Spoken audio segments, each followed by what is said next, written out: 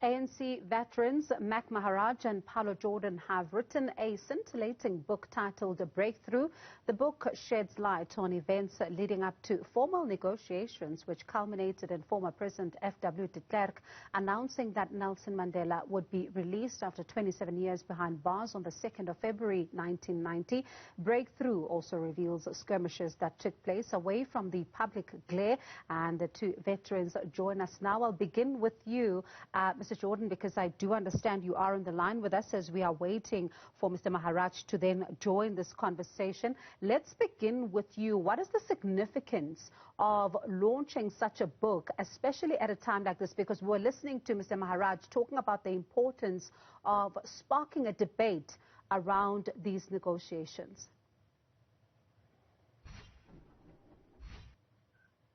Well, I think the important thing is for South Africans to understand and how we arrived at our democracy. And what we were trying to do was to unpack what was actually unfolding, as you say, in the public eye and hidden from the public eye during that period, especially the period let's say perhaps 76 to 1990, because that was a very important period in South African history. And I think everyone will agree that the uprisings that began in the 1970s, it was more or less in the cards that victory was within sight. You even had in Bongani Gema's opera, that song, Freedom is Coming Tomorrow. So there was that sense of confidence. Now, why were people that confident that freedom is coming tomorrow? And why was it conceivable that freedom was coming tomorrow? So what we were trying to do is to demonstrate that during this period, you had, if you like, the convergence of all those forces and all those elements in our society who were interested in a radical transformation in the direction of democracy, converging around one central thrust, which was, in a sense, led by an organized movement. And that organized movement had many elements. We talk, for instance, about the ANC underground. We talk about mass mobilization. We talk about armed components of the struggle. And we talk about international solidarity. Now, these were mutually reinforcing and mutually constitutive elements of that thrust. And those were the things that brought us to 1990. So we'd like people to understand that and appreciate that better. Whether we've succeeded in doing that or not is up to readers to decide. But that was our purpose. Interesting, and I'm going to get to some of the reviews tonight in just a moment. But Mr. Maharaj, good evening to you, and thank you so much for your time this evening. One of the things that the book really seeks to also talk about is, Botha's game plan with regards to the late former statesman Nelson Mandela and the ANC. Talk to us about that.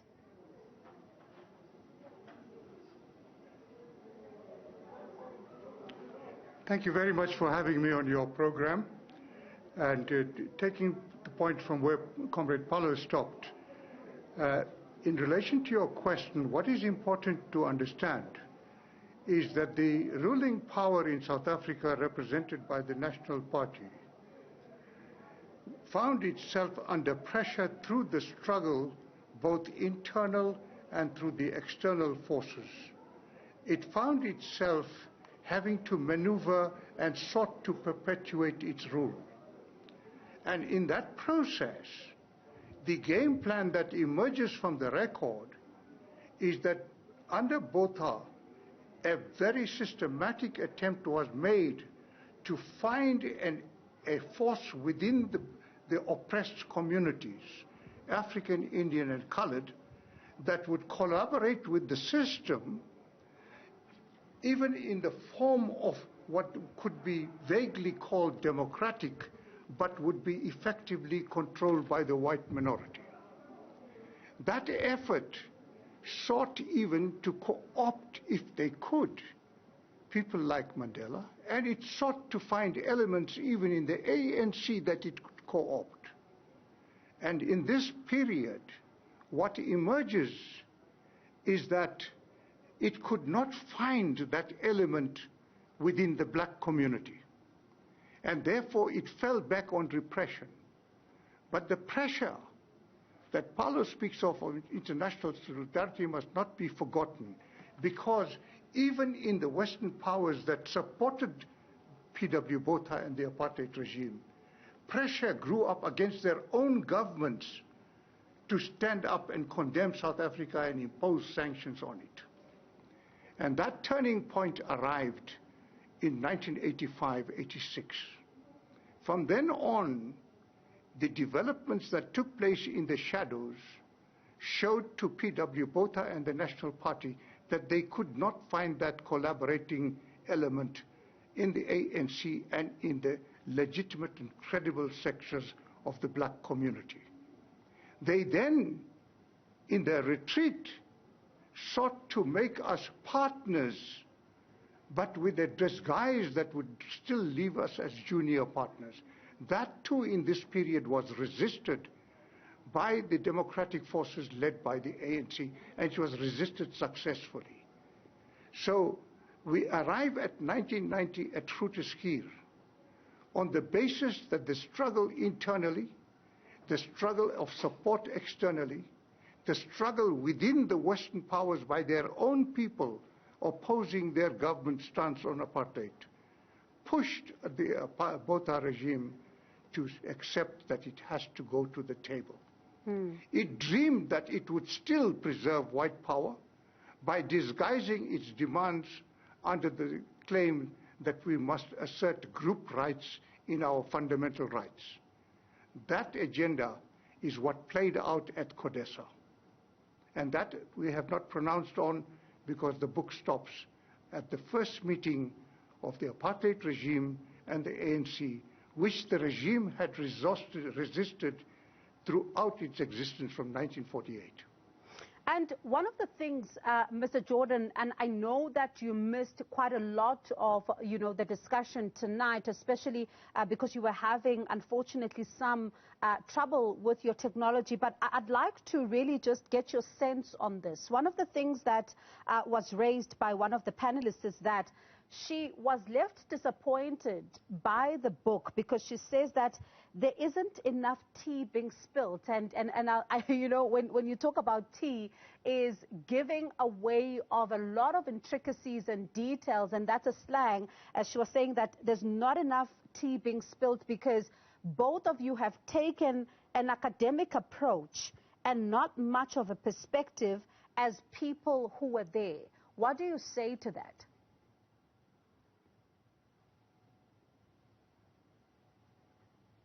What did she say was missing? So she says that not enough tea was being spilled, to use her words, but what she says is that you're not going far enough to bring about the information to the table. In fact, you are taking an academic approach and not as the people who were there to give a blow-by-blow account of spilling more details. Well, I think we give a great deal of detail. I don't know what she thinks is missing. Look, I mean, if one wanted to do a blow-by-blow account, one would have to have the minutes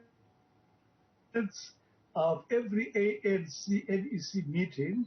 One would have to have the minutes of every structure that was in the mass democratic movement.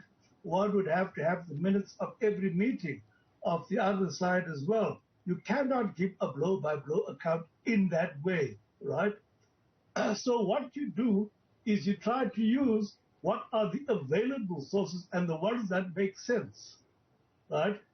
If our narrative misses little details like at this meeting so-and-so said this and so-and-so responded like this, I mean, that's not what we sought to do.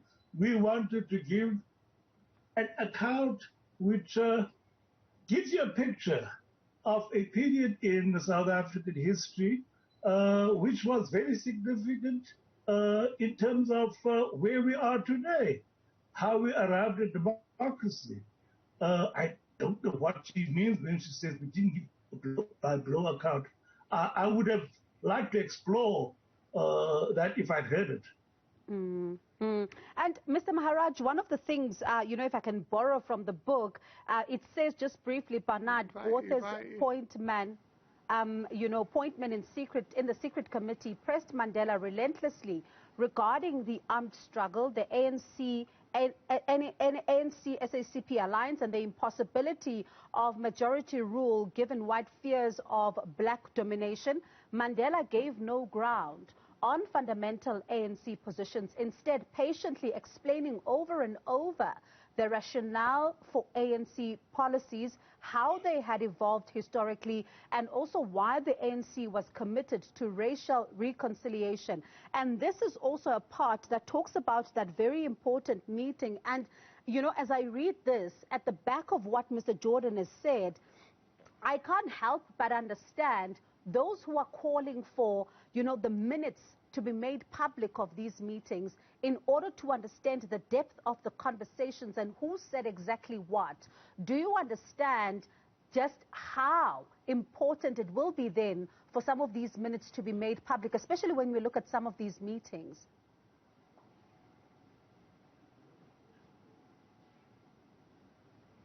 Well, I don't understand that criticism, Bongiwa. I think that the person who made that criticism was asking for a different type of book.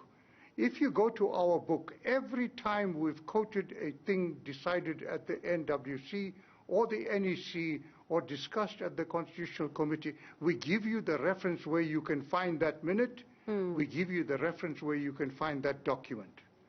Now, if we had published a book that's simply recounting all the minutes, I can tell you not more than 10 people in South Africa would read it. So it's a different kind of book. We have given you, for every fact that we put on the table, we give you the source, we tell you where you will find it, and we tell you where you would find it. But what we do tell you is, we don't tell you is that post-1990, it is Dr. Barnard who admitted publicly that in 1993 the regime burnt, incinerated 44 tons of documents. What we have found and researched is taken from the prison archives, from the ANC minutes, from the Constitutional Committee, from the Kobe Kusia papers, and put that and tell you, go there if you want the full. But if you want a memoir, then go and read on the Nelson Mandela Foundation that the biography written about me by Patrick O'Malley has every interview on it. And every document that he could lay his hands is there. So my ball-by-ball account is there. But you cannot expect that to be the purpose of a book which examines the forces that compelled the apartheid regime, which had said it will never talk to the liberation movement, to end up acquiescing to the force and talking to the ANC and ending up negotiating with every political party that is in the country sitting around the table. Now, Mr. Jordan, I know that you were eager to come in there. One of the questions that arose, and also when we look at some of these accounts, one of the things that Mr. Maharaj was saying to, the crowd, and also you get a sense of some of that contained in the book, is that it appeared as if the ANC government had no option but to wrestle the power out of those and not be given the power at that moment. But some of the criticism to this from some in the crowd is that either, Mandela sold out, or the government, the apartheid government, outmaneuvered the ANC, and that came out quite repeatedly in the crowd as they were addressing some of their thoughts on the book. I would like to hear your reflections on that, because you are one of those, you were not able, in fact, to hear most of this.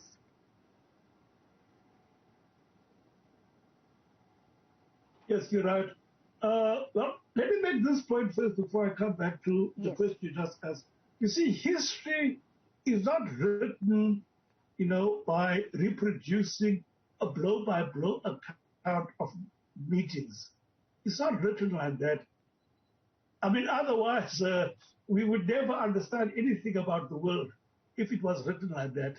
What you look at is the thirst, right? And you give the reader the opportunity to examine what you are saying against the sources, which is why then you have the sources.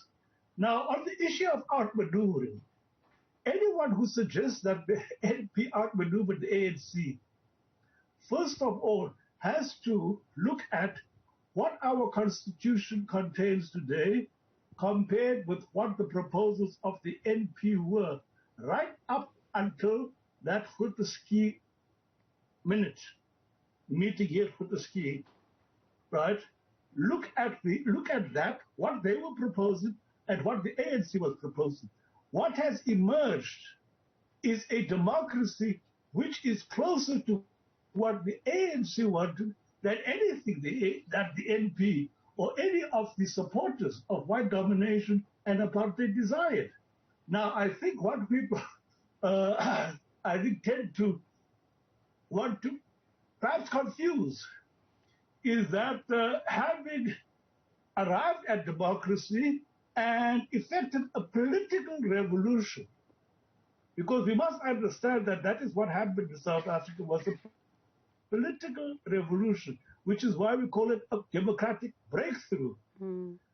Nothing can be said, nothing was said or has been done in terms of radically transforming the economics of South Africa.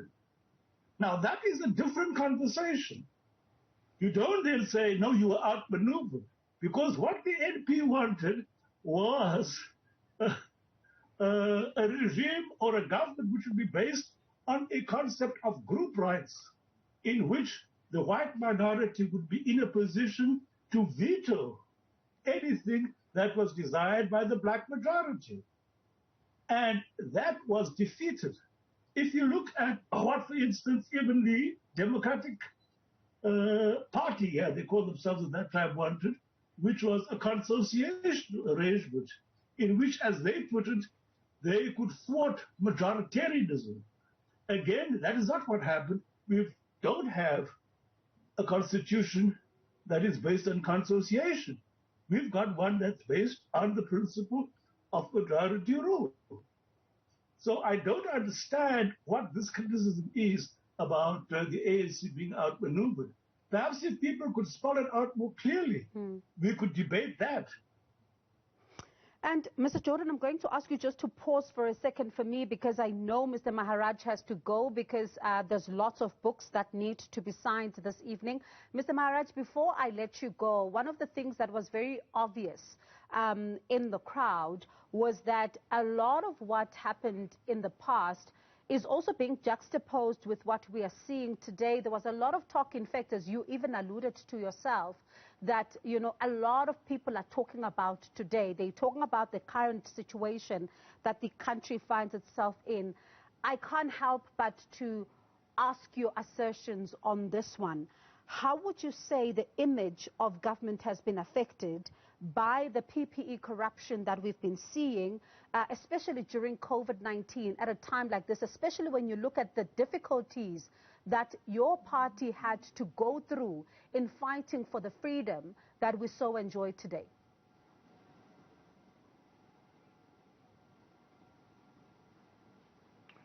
I think that the corruption is so widespread that people now are able to see that it seriously impacted on the efforts to use democracy to change the lives of our people.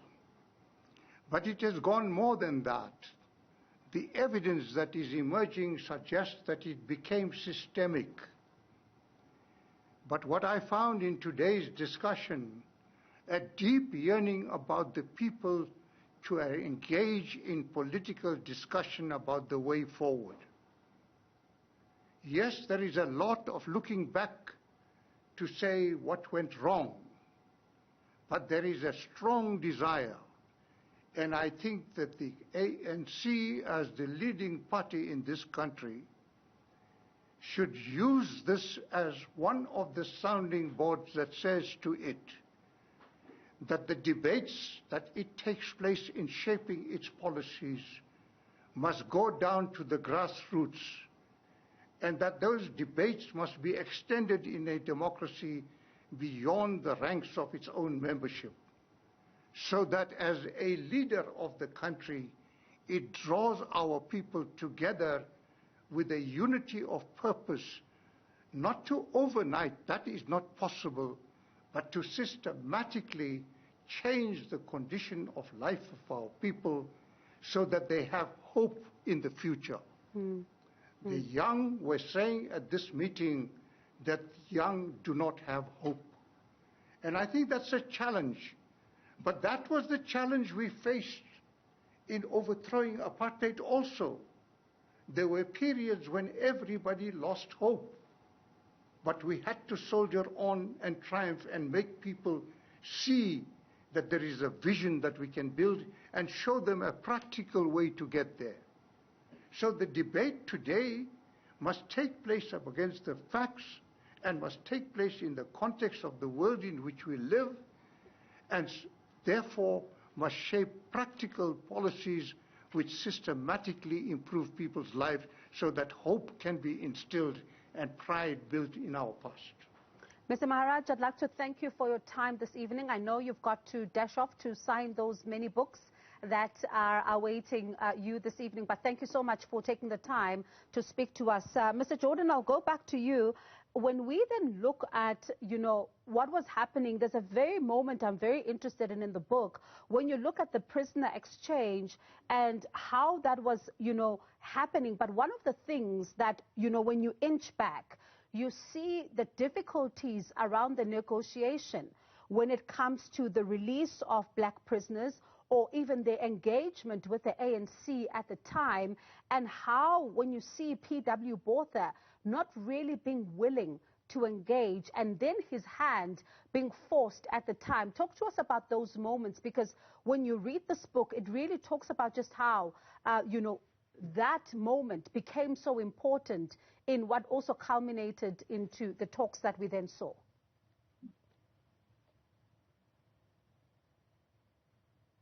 Yes, it's true. P.W. Botha was very intransigent, but I think as we have tried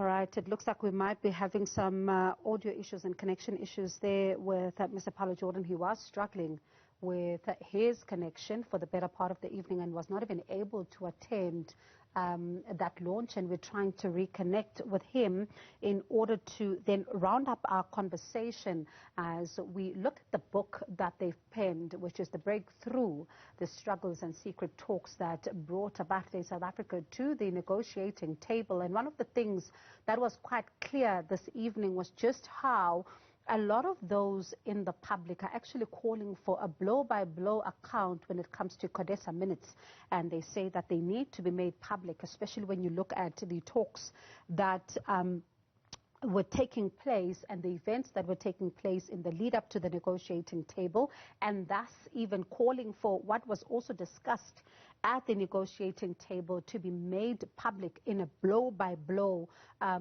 way, especially because some of those that were in the audience were saying that there could be two scenarios at play here, talking about either Mandela sold out or the apartheid government may have maneuvered, outmaneuvered, in fact, the ANC at the time.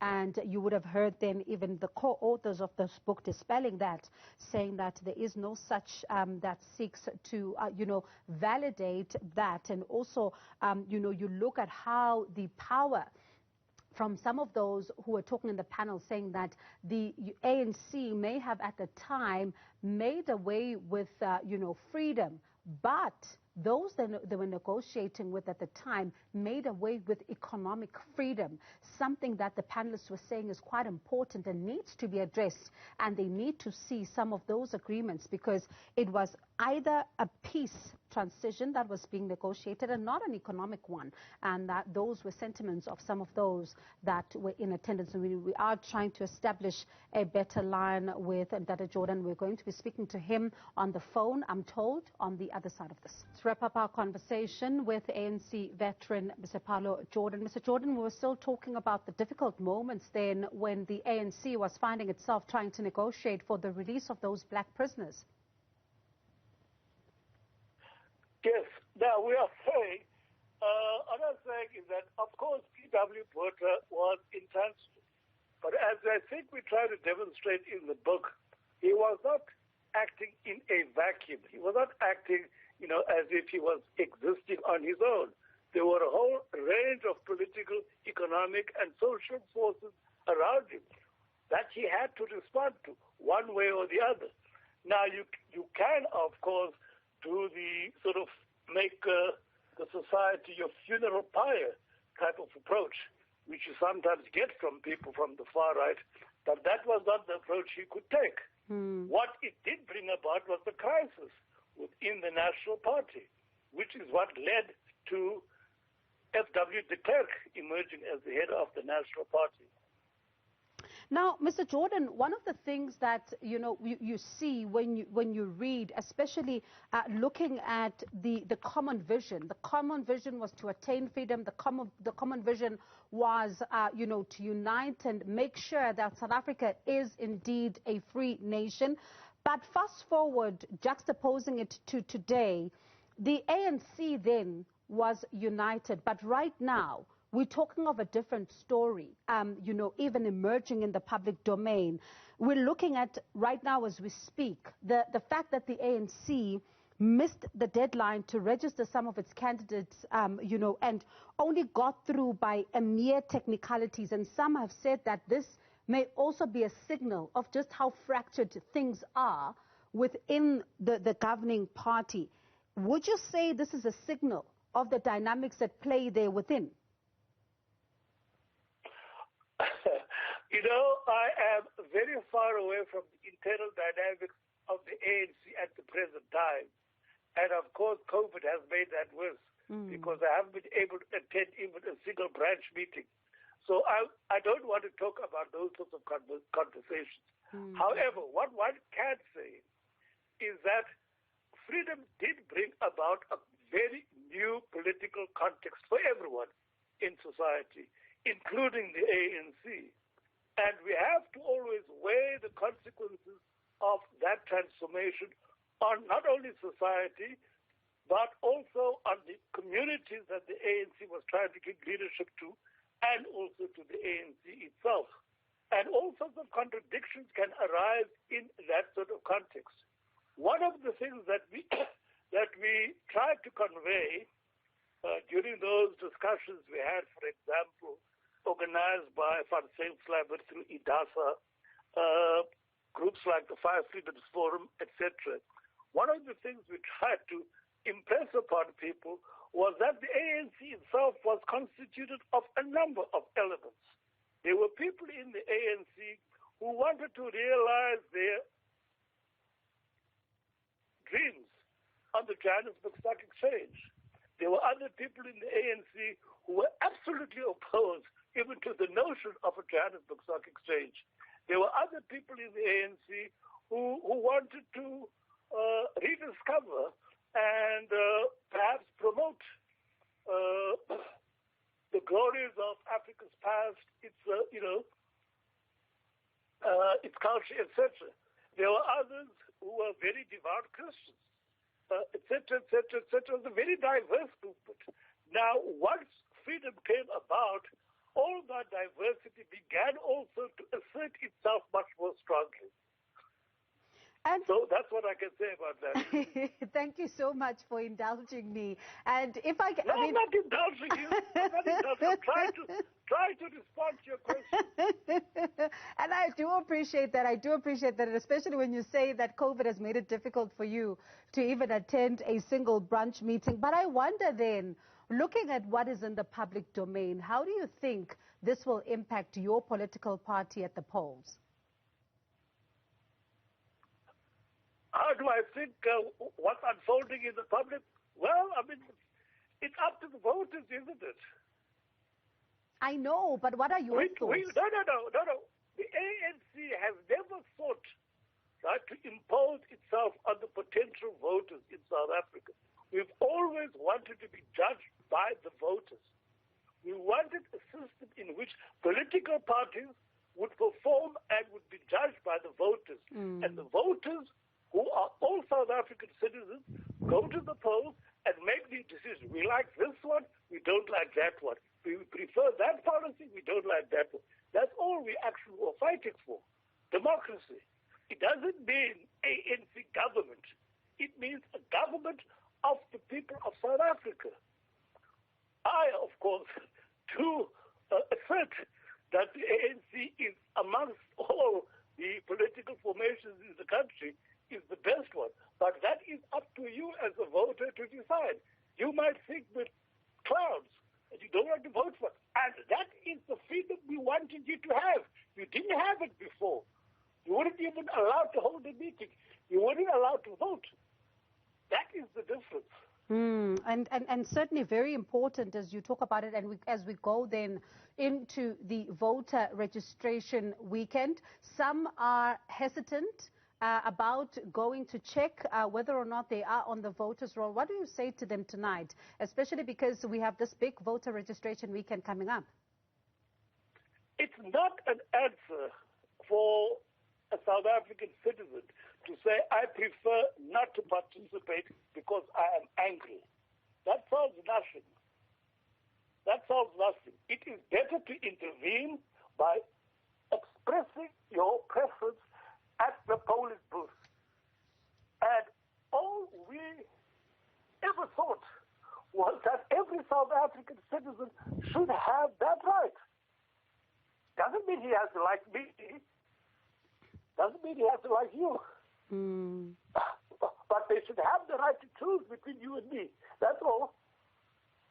And one of the things, as a final question from me then tonight, is that, you know, one of the members of the audience was just reflecting on the ANC that was, you know, that you write about in the book with Mr. Maharaj, an ANC that had a clear vision of where it was going. And he says that, is the ANC savable? That's a discussion for another day. But I wonder then, as we inch closer to the municipal polls, what do you think could be the impact of the arrest of former President Jacob Zuma for the ANC on the polls? Could you be punished for this as a party, you think? Maybe, maybe not. Look, the important thing about democracy is the right and the power of the citizens. That is the central issue. That is the central issue. And that is what should concern people. You see? Do we as citizens of this country have the right to have a voice in the governance of our country? And how do we exercise that right to participate in the governance of our country? And that is through the ballot box. Now, how you choose to use that right, if you think that the arrest, imprisonment of former President Zuma means something, has a certain significance for you, which you consider negative, act that way. If you think it's irrelevant, you'll act that way also. If you think, well, it's one of those things, you'll act that way also. But the important thing is your right to make that choice. And please, do exercise that right.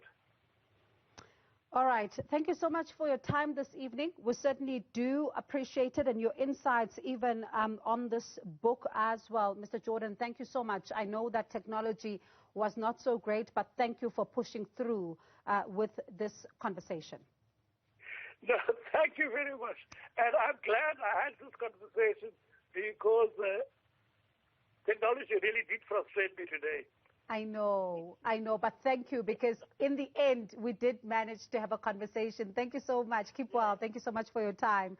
That was Mr. Pallo Jordan, who co-authored Breakthrough, and this is a book that he co-authored with Mr. Maharaj, and they're just taking us through some of the moments and the events that led to the formal negotiations that became known as the CODESA talks, and a lot of sentiment being shared there by members in the panel as well as in the audience. But in just a moment,